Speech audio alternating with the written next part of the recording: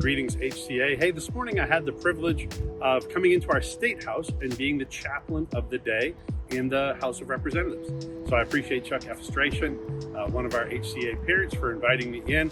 This morning I had a chance to do a brief devotional, which I really took right from my key verse, which is Philippians 2:3.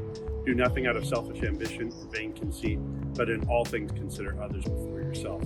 So I had a chance to speak to the House of Representatives and to really share that idea. From there were really two key components. One, do nothing out of selfish ambition. So when we see this idea of selfish ambition, a lot of times maybe people have this misconception that we also shouldn't be ambitious. And when you look at the author of this was Paul, who wrote to the church at Philippi.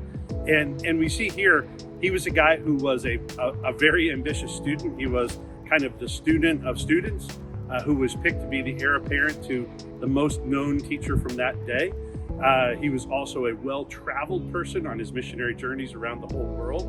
And then he was also a guy who was an accomplished author. So he wrote more of the Bible than any other author. So we were able to see just kind of what that accomplishment was. And so we see that idea of selfish ambition.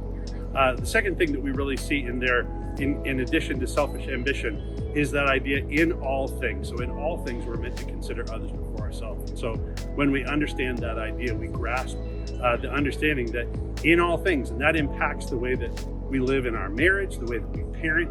In all things, we're meant to consider others before ourselves. And so it's been a great day here at the State House, and just being able to interact with a lot of folks here. We see the impact of what that could be, Philippians 2:3, right here in the State House, where we understand what it is to place Christ first, and for what it is to do all things to really be able to accomplish what God wants for us. And so great encouragement for us today.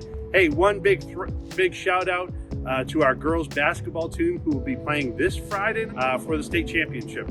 So make sure that you're tuning online to be able to follow that game or going in person.